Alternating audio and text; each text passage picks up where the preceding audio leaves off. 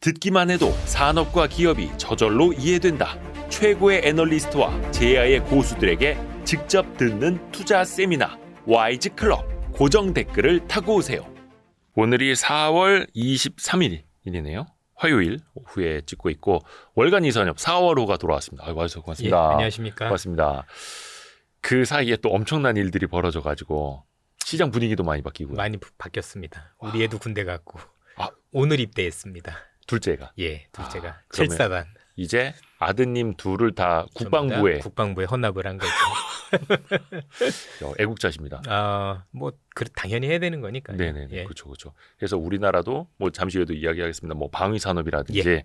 이런 쪽도 이제 튼실해져야 되는 거고 국가 안보 중요하고. 맞습니다. 와, 이번에 중동 지역 이걸 보니까 남의 일 같지도 않고. 맞아요. 저 일이 우리나라에서 이어지면 어떻게 해야 하나라는 생각도 들고. 우선은 우리가 뭐 경제적으로 또 투자 이야기를 해야 되니까. 이란 이스라엘의 어떤 뭐 보복과 재보복 이런 일들이 일어났을 때 일단 시장은 뭐 당일에도 막 코스피가 3% 이상 폭락했었고 알 수가 없잖아요. 막 그 회오리 속에서 일단 투자자들은 그럴 땐 좀 어떻게 대응을 해야 돼요? 기본적으로 이게 미치는 영향 중에서 우리한테 지수 방향성을 줄 수 있는 요인이 뭔가 살펴보셔야 됩니다. 요인. 예, 우선 남의 나라 전쟁 자체가 우리한테 반드시 악재라고 볼 수는 없거든요. 네. 예를 들어서 옛날에 우크라이나 전쟁 때문에 우리나라 방산 산업이 컸던 것처럼 항상 이런 전쟁은 우리한테 피해를 주기도 하고 아니면 수혜를 주기도 하는데 네. 이번에 이스라엘 그다음에 이란의 이 충돌은 사실 우리 입장에서 방향성 요인으로 변지지 않을까. 예컨대 지금까지 미국의 물가가 온전하게 3%대까지 내려올 수 있었던 건 네. 공급 측면의 물가가 내려왔기 때문이죠. 네네. 그 공급 측면에서는 유가도 있는 거고 그리고 지금 우리는 서비스업 물가가 안정되기를 기다리고 있는 순간인데 네. 만약에 이 전쟁이 굉장히 커져서 이란이 호르무즈 해협을 봉쇄를 하고 이로 인해서 국제 유가가 급등하고 그 결과가 다시 안정되었던 공급 측면의 물가를 자극을 하면 지금까지 연준이 금리를 내릴 거라는 가정에 금이 가기 시작을 하겠죠. 그렇죠. 그래서 다시 올리는 계기가 되면 그건 분명히 방향성 요인이 될 수밖에 없거든요. 그러니까 시장의 방향을 네. 틀어버리는. 맞습니다. 다시 한번 우리가 월간 이선엽을 보신 분들은 아시겠지만 현재 진행되고 있는 이 시장이 방향이 꺾이는 요인은 전 두 가지라고 말씀을 드렸었고 첫 번째는 현재 연준이 내리려고 했던 금리를 다시 올리는 경우 그러면 지수의 방향이 바뀐다. 두 번째는 경기가 정말 극심한 침체로 갈 경우 요 두 가지가 지수의 방향성 요인이고 그렇지 않고 혹시 금리를 3번 내릴 건데 2번 내린다. 혹시 3번 내릴 건데 1번 내린가. 요거는 방향성 요인은 아닙니다. 어떤 정도의 차이일 뿐. 약간의 뭐 지수가 쉬었다가는 요인인 거지 큰 방향성 요인은 아니겠다. 근데 앞서도 말씀드렸다시피 이 이란과 이스라엘의 충돌이 호르무즈 해협 봉쇄로 가서 이게 공급 측면의 물가를 자극하고 이로 인해서 금리를 올리는 쪽으로 방향이 잡히게 되면 큰 문제가 될 수 있었다라고 보시면 됩니다. 즉 앞으로도 이란과 이스라엘의 이 공방전이 쉽게 끝나진 않겠죠. 장기화될 거고. 그런데 이 장기화 과정 속에서도 앞서 말씀드린 호르무즈 해협의 봉쇄, 이로 인해서 정말 유가가 급등해서 공급 측면의 물가만 건드리지 않는 수준이라면 제가 볼 때는 굳이 그렇게까지 여러분들이 많이 걱정하실 분야는 아니다. 이렇게 말씀드리고 싶습니다. 중동 지역은 특히 이스라엘은 계속해서 주변 국가한테 또 공격을 또 받아왔던 나라고 공격을 했던 나라고 그 정도의 흐름 안에 있다면 괜찮은 거고 그 이상까지 번져지는지. 그렇죠. 근데 이게 아시다시피 그 이상으로 번지기가 참 어려운 구조인 게 첫 번째는 지리적인 것 때문에 이스라엘과 이란은 국경 사이에 두 국가가 더 있습니다. 이라크가 있고 시리아가 있고 요르단이 있네요. 세 국가 정도 되니까 이게 지상전 충돌은 사실상 불가능한 거죠. 결국 공중전으로 가야 되는데 이것도 어렵습니다. 왜냐하면 결국엔 남의 나라 영토를 거쳐서 공격을 해야 되는 문제가 있기 때문에 영공 지나가야 되니까. 이것도 사실은 되게 어렵다라고 보면 이게 정말 웬만한 일이 아니고서 둘이 정말 대단히 크게 번지기는 쉽지 않을 거다라고 보셔야 될 것 같고 두 번째는 이게 그런 공중전을 통해서 완전히 확전이 되려면 결국은 이스라엘도 반드시 미국의 도움이 필요한데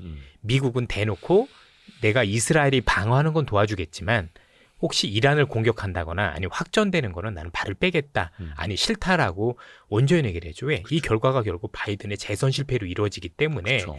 사실상 이 미국 입장에선 이거는 안 돕겠다라고 얘기를 했다라는 게 굉장히 중요한 포인트가 되고 이것과 관련해서 최근에 미국하고 EU가 이스라엘이 추가적인 도발을 못하게 최근에 이란에 대한 제재를 강하게 하고 있잖아요. 내가 네, 이런 네, 식으로 이란을 제재해 줄 테니까 너 제발 좀 가만히 있어. 음. 라는 어떤 행동들을 하고 있고 이렇게 본다라면 전반적으로 우리가 생각하는 것까지는 가지 않을 가능성이 현재는 높다라고 보는 게 가장 합리적인 판단인 것 같아요. 물론 이제 전쟁이라는 게 꼭 합리성만 가지고는 안 되는 거고 네타우냐라는 사람이 어떤 생각을 가지고 있느냐가 중요하지만 최근에 있었던 이 두 국간의 공방전, 예를 들어서 이란도 이스라엘을 공격할 때 일단 시기도 알려줬죠. 네. 내가 몇 시간 안에 공격을 하겠다라고 알려줬고 예. 두 번째는 공격 방법도 되게 소극적이었어요. 여러분들 드론을 날리는 게 대단한 것 같지만 드론을 날리면 다 잡힙니다. 왜냐하면 드론이 예를 들어서 한국하고 북한 사이라면 문제가 되겠죠. 금방 날아갈 수 있지만 네. 1500km를 날아가야 돼요. 예. 드론이 1500km 날아가면 중간에 걸려도 한 서너 번은 걸립니다. 음. 그리고 미사일을 쏜 것도 순항 미사일이라는 걸 쐈어요. 예. 순항 미사일이 뭔데 우리가 보통 순항 미사일이라는 게 있고 우리가 옛날에 보통 이렇게 고각으로 쐈다 내려가는 네. 그렇죠? 이런 뭐 이 미사일이 있는데요. 순항 미사일이 제일 단점이 느린 거예요. 음. 좋은 건 정확한 건데 안타까운 건 느린 건데 1500km 날아가면서 이 속도로 가면 다 잡혀요. 그 얘기는 뭐냐면 일부러 이스라엘이 방어할 수 있는 시간과 여유를 줬다라고 생각을 해요. 그러니 그렇게 수백 발을 쐈는데 어린이 하나 다쳤다라고 하는 결과가 나왔겠죠. 이번에 이란도 마찬가지였던 것 같아요. 만약에 이란이 정말 분개해서 대단히 공격하려면 즉각 공격했겠죠. 근데 6일이라는 시간을 뒀다는 게 중요한 거고 아마 미국엔 사전 통보도 했던 것 같고 예. 몇 대 되지도 않는 드론을 또 보냈죠. 그리고 실제 이란은 이스라엘이 아닌 것 같아 뭐 이런 얘기까지 하고 있고 어쨌든 서로 간에 아주 전면적인 확전은 자제하는 분위기가 있다라고 본다면 네타냐후도 그걸 원하는 것 같지는 않다라고 현재 판단이 되고 있고 뭐 향후에 어떻게 될지 전장은 봐야 되겠지만 지금 상황으로서는 우리가 우려했던 공급 측면의 물가를 자극하는 수준까지로의 사태 확산은 아닌 것 같다. 그래서 항상 머릿속에서 이게 공급 측면의 물가를 건드릴 건가 안 건드릴 건가 이것만 보시면 되겠다라고 판단되실 수 있겠습니다. 그래서 아직까지는 공급 측면의 물가를 건드리진 않은 거고 국제 유가도 다행히 내려가고 90달러 있습니다. 찍었다가 조금 내려왔죠. 그러면 우선은 공급 측면의 물가가 최악으로 가지는 않는데 그냥 미국의 물가는 3%대 초반에선 더 내려가지도 않고 있고 끈적거리게 지금 붙어 있지 않습니까? 이제 2024년 연내 기준금리 인하 전망이 그래도 한 3차례였다가 이제는 잘해야 한 번, 두 번 정도밖에 좀 안 되는 걸로 보이잖아요. 그거 자체가 또 시장에 또 굉장히 부담이 되고 있고요. 이건 좀 어떻게 평가를 해야 되겠습니까? 사실 뭐 올 연초에는 6번이었다가 계속 네. 줄어들고 그러는 거니까 6, 5, 4, 3, 2, 예. 1. 앞으로도 알 수는 없는 게 맞다라고 보여지고 우리는 연준이 지금 피벗을 2번이나 선언을 했어요. 지난 12월에도 파월 의장이 강력하게 금리 인하 의사를 밝혔고 또 지난 3월에 있었던 연준 회의에서도 연준 위원들이 점도표 찍은 게 올해 3번이었단 말이에요. 네. 그러면 연준이 왜 이렇게 3번을 찍었을까라고 고민을 하면 저는 두 가지라고 생각을 합니다. 첫 번째는 물가가 유의미하게 2%대 후반으로 들어올 거란 기대가 있었어요. 당시에는. 예, 왜 그랬냐면 이게 좀 되게 웃긴 게 다른 것보다도 주거비가 제일 컸어요. 아마 오스탄 굴숲이라는 분을 아실 겁니다. 네. 예, 시카고 연은 총재인데 비둘기파 중에 비둘기파죠. 이분이 얘기하시는 거 보면 답이 나오는 게 이 정도면 주거비가 물가에서 뭔가 영향을 줘야 되는데 사실은 여전히 물가에 영향을 주지 못하고 있는, 그러니까 내리는 데 영향을 주지 못하고 있는 그런 모습인 건데 무슨 얘기냐면 우리 CPI라고 하죠. 네. 소비자 물가지수에서 주거비가 차지하는 비중이 지난달 기준으로 36.2%예요. 그런데 이 주거비라는 건 집값의 1년 반 정도 후행을 하죠. 후행. 예. 그래서 집값은 1년 반 전에 이미 꺾였어요. 그죠? 증감률이 꺾인 거죠. 그렇다면 시차가 지금 정도면 최소한 올 초부터는 이 주거비가 그걸 반영해서 물가에서 YY 기준으로 떨어질 줄 알았던 거예요. 그러면 지금 우리가 한 것 중에서 36.2%의 이 어마어마한 비중을 차지하는 게 내려가면 사실 물가는 2% 후반까지 들어오거든요. 그러면 금리 인하에 대한 명분이 된다라고 생각을 했는데 이게 안 내려오기 시작을 한 거예요. 그래서 3.1, 3.1, 3.5 이렇게 물가가 나왔지 네. 않습니까? 이렇게 나왔었을 때 주거비, 이번에도 주거비 역할, 그다음에 보험료 역할이 되게 컸었잖아요. 그래서 이 두 가지 요인 때문에 컸는데 보험료는 그렇다 치고 어쨌든 간에 이 주거비가 안 내려옴으로 인해서 연준의 어떤 계획에 차질이 비쳤고 그래서 연준 의장도 자꾸 1, 2월 달 물가 가지고 일부러 범피라고 표현을 했던 거거든요. 야, 원래 물가라는 게 울퉁불퉁 내려오고도 그런 거지 뭐. 그래서 1, 2월 달은 계절적 요인이야. 이런 자신 있는 얘기를 할 수 있었던 것도 네. 3월 정도면 그 주거비가 반영될 거라는 기대가 있었던 거예요. 음흠. 그렇죠? 근데 이게 뒤로 밀리면서 되게 현재 우리가 생각하는 것과 상황이 좀 많이 달라졌다. 이렇게 보시면 되는데 반대로 생각해 보겠습니다. 앞으로 시간이 지나면서 이 주거비가 어느 순간엔 반영이 되겠죠. 네. 그렇죠? 되면은 연준의 생각이 또 달라져요. 자, 우리가 지금 한 번일 수도 있고 두 번일 수도 있는 게 또 바뀔 수도 있는 거예요. 뭐 세 번까지는 그쵸, 아니다라고 하더라도 다시 금리 인하에 대한 기대감이 또 살아날 수 있겠다. 그래서 막 우리 투자자분들께서 보실 때는 이 주거비라는 게 물가에서 유의미하게 이제 물가를 끌어내리는 역할이 시작되면 추세거든요. 그게 네. 시작되면 첫 번째 시작되는 달이 언젠가 일단 보면 되게 좋을 것 같습니다. 그때가 뭔가 연준이 조만간 금리 인하할 수 있는 시그널이 되어 간다라고 보시면 되겠습니다. 자, 그럼 여기서 더 중요한 게 좋아 뭐 연준이 그것 때문에 뭐 우리가 그럼 금리 인하를 하고 싶어 했다라고 하는데 그럼 왜 금리 인하를 하고 싶어 하냐가 더 중요하겠죠. 네. 현재 있는 파월 의장은 또는 연준에 있는 비둘기파 필립 제퍼슨 부의장도 마찬가지고 지금 입만 열면 어떤 얘기를 하시냐면 두 마리 토끼를 다 잡을 수 있는 예컨대 물가의 재발도 막고 동시에 경기 침체도 막으려는 두 마리 토끼를 잡길 원하시고 있다라고 네, 보시면 네. 되겠습니다. 그런데 문제는 뭐냐면 이 두 마리 토끼를 잡으려면 금리를 생각보다 인하를 해줘야 돼요. 네. 네. 무슨 얘기냐? 금리 레벨을 조금 낮춰줘야 돼요. 자, 파월 의장이 생각할 때 지금 5.25에서 5.5라는 이 금리 수준은 자, 우리가 흔히 얘기하는 이로 인해서 있는 주택담보대출 금리는 지금 7%가 넘거든요. 네. 이 금리 수준은 2008년 금융위기 때 금리보다도 높은 수준입니다. 그 당시 금리 우리가 알고는 그 부동산 위기가 터졌을 때보다 훨씬 더 높은 금리거든요.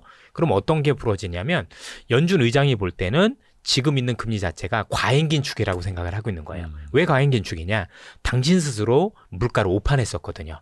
원래 물가가 처음 오를 때 물가를 처음에 오르는 걸 추세라고 생각을 하고 꾸준히 긴축을 했었으면 이 정도까지 금리는 안 올렸어도 됐는 거죠. 네. 그런데 뒤늦게 대응을 하면서 당연히 여러분도 100m 달리기 할 때도 내가 출발이 제일 늦었으면 따라잡기 위해서는 훨씬 더 빠르고 강하게 뛰어야만이 따라잡을 수 있는 거잖아요. 그랬던 것처럼 역사적인 긴축을 한 거죠. 올리는 속도도 컸고 올리는 폭도 컸죠. 한 번에 0.75라는 빅 스텝, 자이언트 스텝이라는 어마어마한 말이 나올 정도로 너무 과잉 긴축을 한 거예요. 네. 문제는 이렇게 과잉 긴축 수준이 되면 지금 당장은 괜찮은 것 같지만 시간을 두고 경제를 정말 크게 부러뜨릴 수 있는 요인으로 작용할 가능성이 있다라고 보는 게 지금 여러분들께서는 미국 지표가 온전하다고 알고 계십니다. 실제로 온전하고 그런데 이거는 사람마다 다르죠.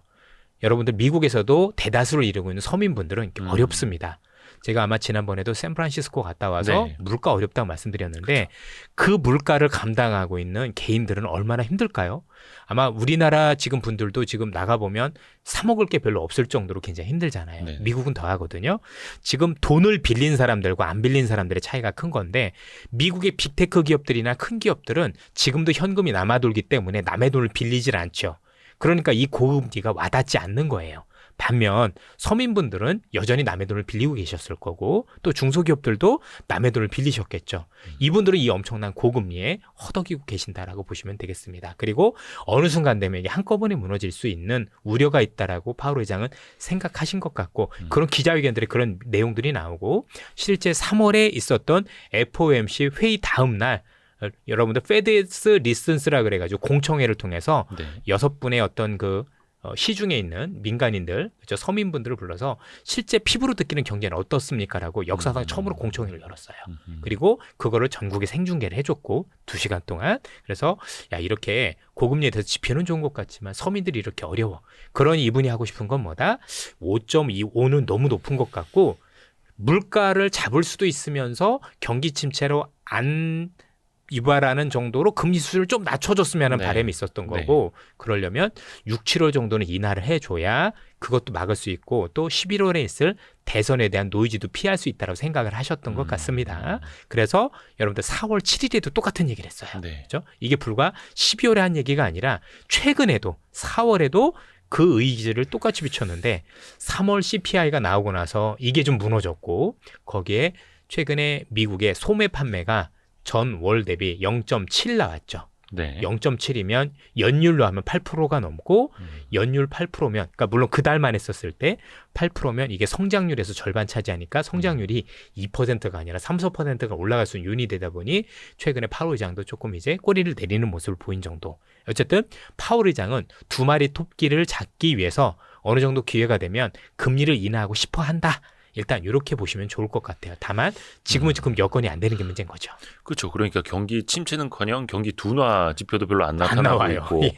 계속 경제 지표가 잘 나오고 있는데 우리는 좀 앞서서 경기 둔화가 우려되니까 선제적으로 보험성 인하를 하겠습니다라고 하는 것도 사실은 좀 동력이 떨어질 예. 테고요. 그래서 또 고민인 거죠. 사실 지금 말씀을 주셨으니까 요 동력이 살아날 수 있는 게 저는 2분기라고 판단을 하고 있습니다. 2분기요. 예, 여러분들 2분기 때 무슨 일이 벌어지냐면 지금 미국에서 유동성이 말라가고 있습니다. 자, 시장에 유동성이 풍부하면은요 악재가 있어도 그 악재가 묻힙니다. 돈이 많으니까. 네. 그런데 물이 빠지면 유동성이 빠지면 수면 위로 그동안 어려웠던 것들이 드러나는 거고 네. 그게 저는 2분기일 가능성이 높다. 그리고 그 2분기 땐 그래서 미국이든 한국 시장이든 변동성이 굉장히 커지는 게 최근에 변동성 커진 것도 이와 연관이 무관하지 않다라고 생각을 하고 있고 이 변동성 때문에 아마 2분기는 성장률이 조금 둔화될 가능성이 있지 않을까라고 생각을 합니다.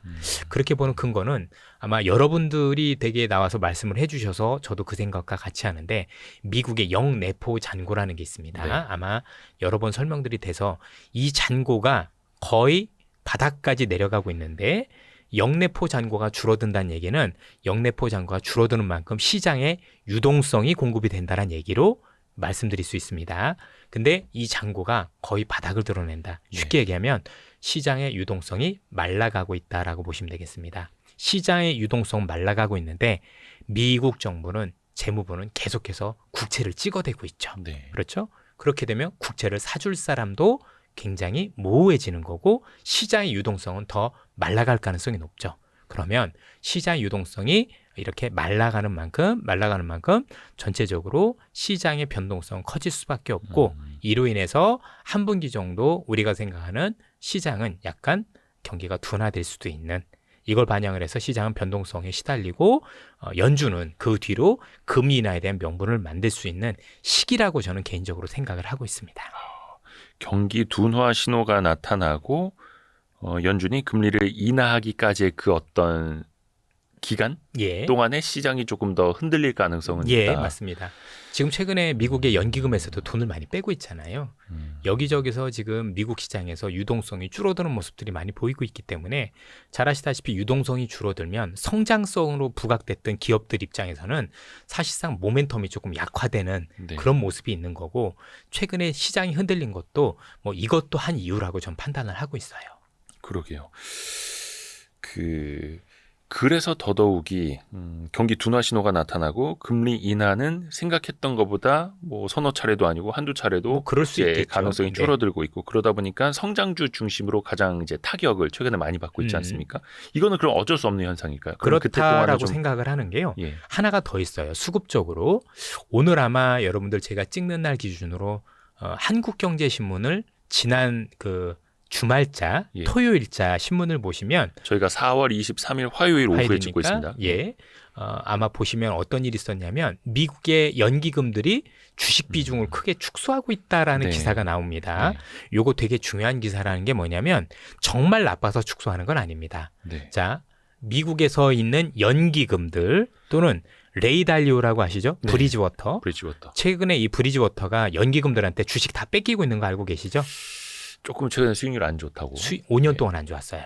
5년 동안 시장 벤치마크 비트 못하면서 예. 이번에 뭐 전량 뺏기는 걸로 지금 이렇게 기사들이 이렇게 나오고 있더라고요. 그분이 뭐 올웨더 예, 포트폴리오라든지 뭐, 예. 또 이제 책도 잘 쓰시고 하긴 예. 한데 자, 이분이 못했다라고 말씀드리고 싶은 게 아니고요.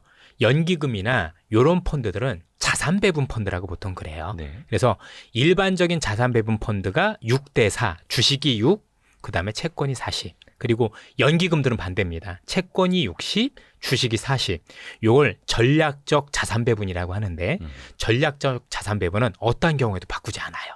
그걸 계속 포트폴리오 유지를 해야 돼요. 그런데 최근에 투자자 여러분들 잘 보세요. 어떤 일이 벌어졌느냐. 자, 최근에 한 달 정도 시장을 놓고 보면 3월 달부터 지금까지 보시면 CPI 발표된 이후에 채권은 엄청나게 가격이 급락을 했죠. 네. 채권 금리가 뛰었으니까. 네. 미국이 채권 금리 2년물 기준으로 이제 10년물 기준으로 4.6 얼마까지 그렇죠. 확 뛰었으니까 예. 채권의 가격이 엄청 떨어진 거거든요. 네. 그렇죠? 반면에 주식은 많이 올랐죠. 또 최근에 많이 올랐었잖아요. 일정 부분. 그러면 이 6대 4의 비율을 지켜야 되는 펀드에서 어떤 일이 벌어졌냐면 주식에 대한 비중이 갑자기 확 늘어난 거예요. 예. 왜 채권에 대한 주식이 올라서 늘어난 것도 있지만 채권이 가격이 떨어지면서 채권의 비중이 확 떨어졌거든요. 그럼 이 펀드들은 주식이 좋고 나쁨이 아니라 저절로 6대 4를 맞추기 위해서 비중이 낮아진 채권을 사고 비중이 높아진 주식을 저절로 줄여요. 그게 최근에 미국 증시의 가장 큰 조정 원인이에요. 아주 기계적인 리밸런스. 기계적입니다. 예. 제가 기금을 운용을 해봤잖아요. 예, 그렇죠? 요 자산 배분 펀드를 제가 운용을 해봤기 때문에 요 메커니즘 정확하게 요거는 무조건 기계적으로 해줘야 돼요.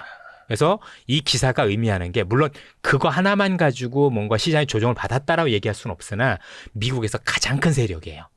이에 또 모든 연기금들이 전부 다 동시에 리밸런싱을 시도를 했고 그 과정 속에서 주식에 대한 비중을 많이 낮추는 그게 나빠서 낮춘다가 아니라 저절로 낮춰야 되고 채권을 사는 역할들이 되면서 사실 시장에 일정 부분 조정이 있었다라는 것도 투자자분들께서 참고하시면 좋을 것 같습니다. 향후에도 요거 한번 보시면 되게 좋아요. 네. 나중에도 야 이게 채권의 비중이 저절로 줄어들고 주식 비중이 높아졌다 하면 조만간 리밸런싱이 있겠는데 그때는 한번 쉬어가는 어떤 시장으로. 근데 이제 워낙 올랐다가 쉬어가니까 이제 가진 이유를 다 붙이는 거죠. 이것 때문에 빠졌어, 저것 때문에 빠졌어 얘기는 하지만 실제는 그게 전부가 아닐 가능성이 높다. 제가 볼 땐 시장이 쉬어가는 건 어쩔 수 없다 하더라도 지금 시중의 유동성이 말라가고 있는 시장이고 그런 상황 속에서 앞서 말씀드린 것처럼 연기금 펀드들이 엄청난 연기금 펀드들이 자산의 어떤 비중 조절이 겹치면서 시장이 많이 급락하다 보니 사람들이 이런저런 이유를 찾는 과정 속에서